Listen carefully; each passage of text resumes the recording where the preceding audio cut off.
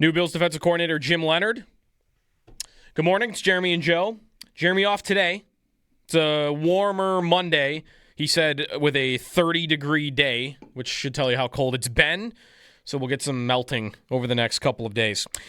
Take some more of your phone calls in a little bit. Take some time now, though. Have Tim Graham on the Wester hotline. He will be hosting with Brad Ryder 1 to 3 here on WGR over the next couple of weeks. Tim, long time covering the Bills and also the Sabres, the Athletic, and formerly of the Buffalo News. Good morning, Tim. Thanks for jumping on.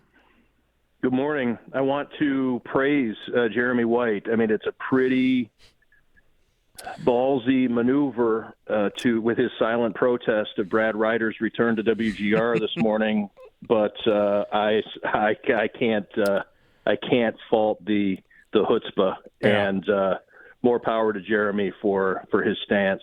I wish I could do it, but I'm co-hosting with him. Well, the weather clearly was so nice today. Take advantage of that. He's outside somewhere, I'm sure. He's golfing. Yeah. So you and Brad together 1 to 3, and I mean you've done shows before. You've done your Tim Graham and Friends podcast for a long time too. So no stranger to the microphone. This time of year though, we're kind of between. It's kind of a weird time, Tim. Like we're not in a hockey season because they took a break for the Olympics. And it's like pre-combine, so I feel like we're in that middle ground where we're like waiting for NFL news and rumors to kind of get fired up. Yeah, it's a hell of a time to come on and try to impress people with your sports knowledge when there's no sports going on or some things. I guess we're going to try to be impressed with what we can yank out of thin air. But no, we're looking forward to it. Brad and I have done segments before at his former stops. You mentioned the Tim Graham and Friends podcast, which used to be a terrestrial radio show. But let's face it, I've done nothing but AA radio, minor league radio.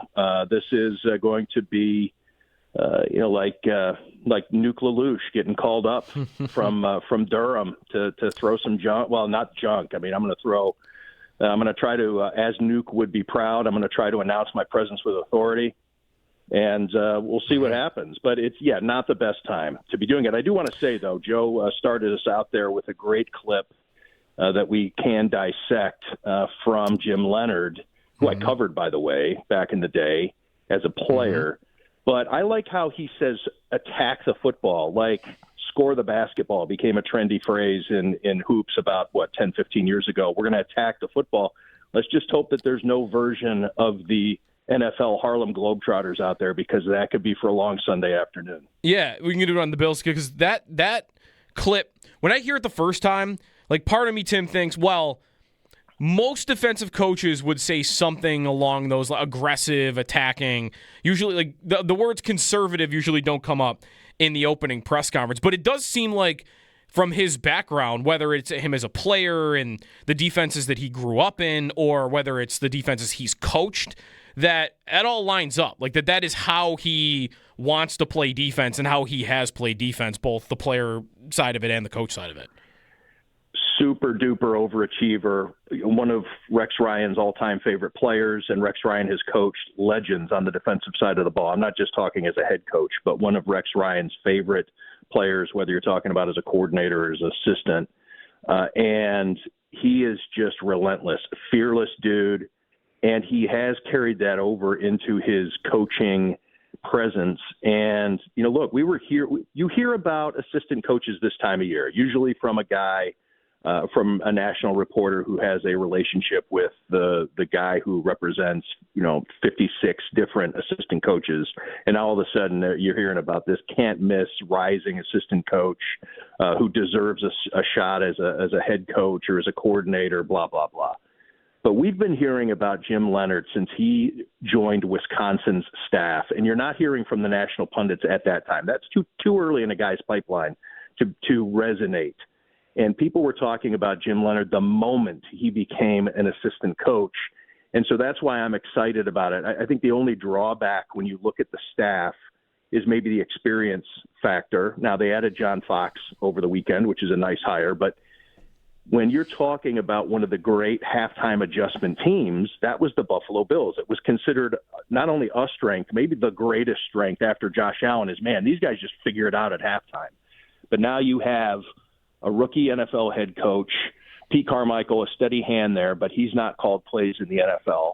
And Jim Leonhard, who's going to be doing it for the first time. So that's the only drawback I really see, though, with Jim Leonhard. I was excited for Bills fans when they made that hire. Yeah, I'm with you on that. Like they had been doing that all year on defense. The Fox hire too. I wonder, like senior assistant, like is that going to be how involved he is? I think is maybe up in the air, right? Like during a game week, I'm not sure how much he is. Maybe it could be more about like setting up the season and just being someone who's on call for Joe Brady and Jim Leonhard whenever they need it.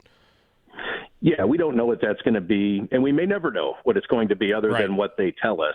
John Fox could be involved in every meeting that's possible. He might be like the principal who goes and makes the weekly rounds and sits in with the classes to check in on how the teachers are handling their classrooms, sits in the back and with a notepad. He may be in the Florida Keys 5 days a week or maybe 7 days a week, and he's just available by phone and through text. We don't really know, and we probably won't ever. But I guess we'll get a sense as to how often we see him around the building and his presence at One Bills Drive. Tim Graham with us. He's hosting with Brad Ryder 1 to 3 p.m. here on WGR the next couple of weeks. So be sure to tune in for that in the afternoons. Call in. And so on the defense, where are you on like thinking how differently they'll be in terms of players? Because I think when you look at Denver, when you look at Wisconsin, you can try to parse who fits, who doesn't, that's already on the roster. And really, Tim, I think free agency maybe this year will be as interesting as ever because I think who they sign will tell us a lot about, how they do want to line up formationally. On both sides of the ball, because we're going to see on the defensive side a better idea of what Jim Leonhard wants to do. And then also offensively, we're going to see, I think, how much pressure Brandon Beane and Joe Brady are under to win right away and what they do with the salary cap. But to your question regarding the defense, the biggest clue for me so far is Bobby April III as the outside linebackers coach. And that portends a 3-4 alignment. Now, of course, teams don't have a template really anymore. You can bring somebody up and look like a four-man front just as easily as you can drop somebody back and try to look like a big nickel or whatever. I don't want to get into all that because we don't know what they're going to do. But it's interesting with Jim Leonhard having come from college where you do need to be more adaptable to whatever you have at your disposal. Guys not only graduate, you think of an old-timer like me at 54 when it used to be, well, you only get these guys for 3 or 4 years. Now you only get them for 1 or 2. With the portal, you're getting guys, you don't know who you're going to get, you don't know who you're going to lose. And so his ability to be successful at the major college level with whatever he had there on his roster, I think is encouraging. But the NFL's not as static as it used to be either. It maybe is, if it ever was, for the last 20, 30 years. He's going to be able to take a look at some of these guys and say, I can make do with this guy. I know where I can put him. I know how I can use him. Maybe not in a way that he's been used over the last 2 or 3 years, but we have a plan for this guy. This guy doesn't fit at all. So, but I think in terms of playmakers, which is what we're excited about, right? I mean, if you're a Bills fan, you want to see what they're going to do on the edge, whether it's as an outside linebacker or as a defensive end. You want to see what they're going to do with the interior defensive line.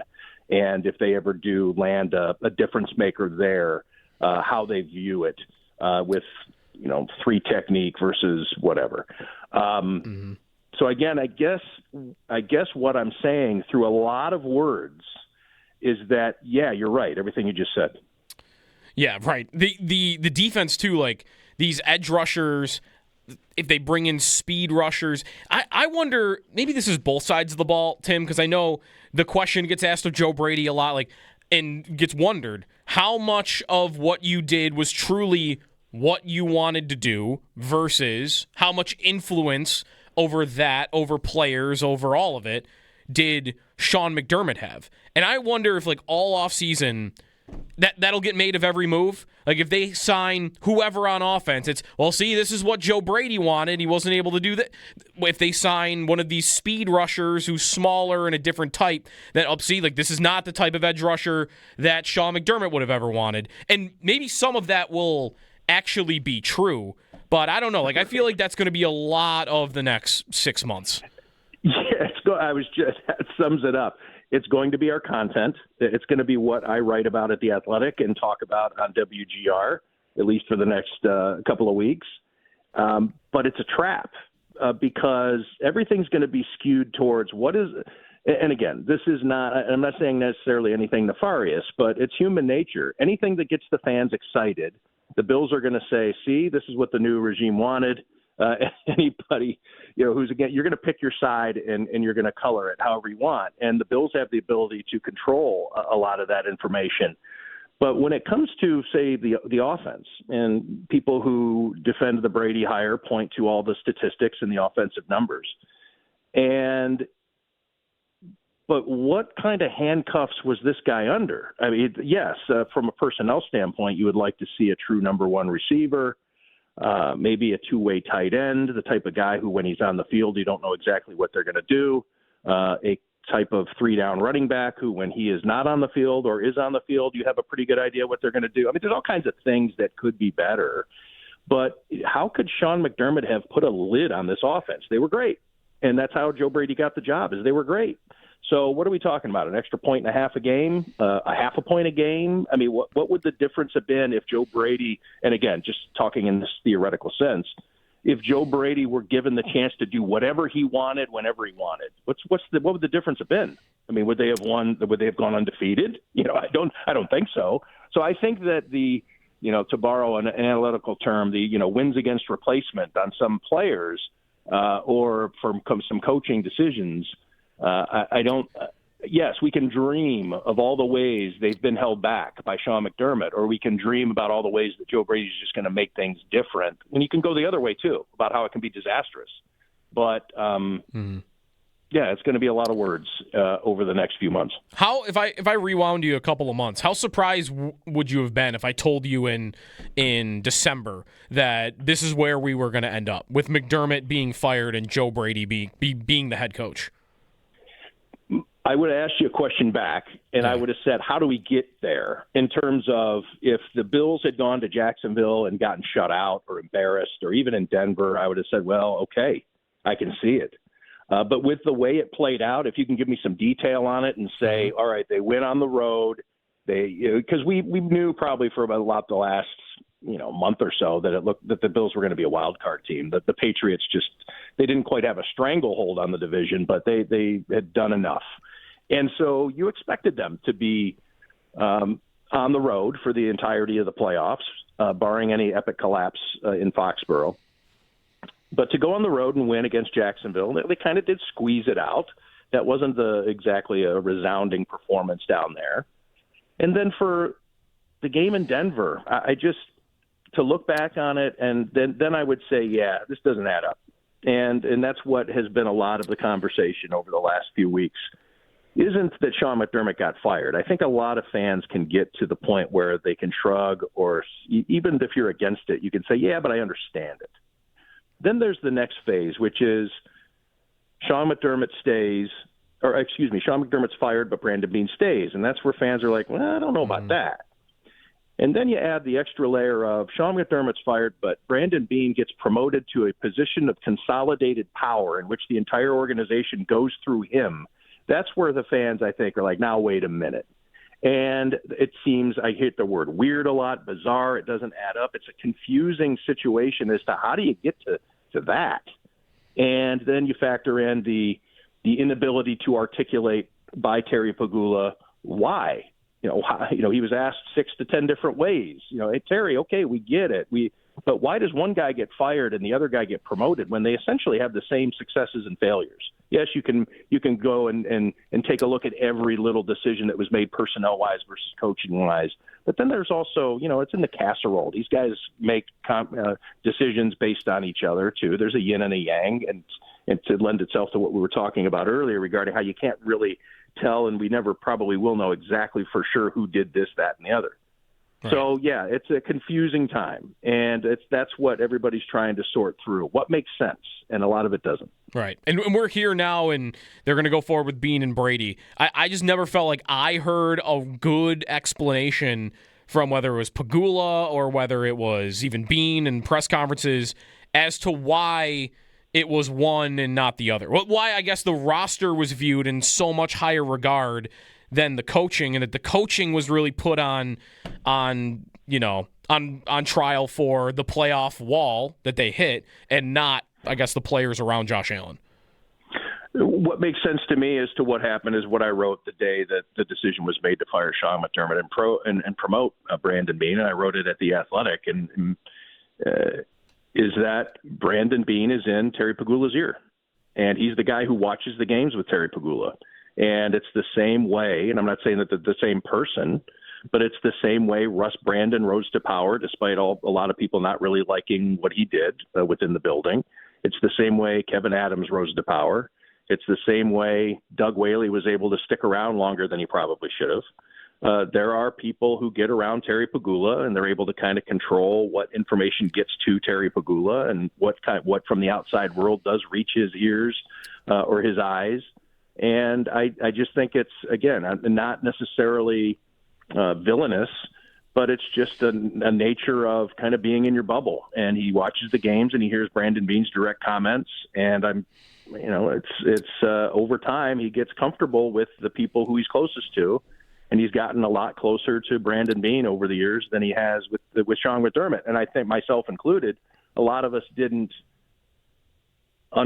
appreciate the significance of that over time, because there was a point where everybody was in lockstep, and these guys all got along great. It was considered a model of NFL front office and coaching staff construction. You heard about it from the NFL, and I know Terry Pagula mentioned that he hears all the time how lucky he is to have this front office and Brandon Beane and all the lieutenants in the scouting department.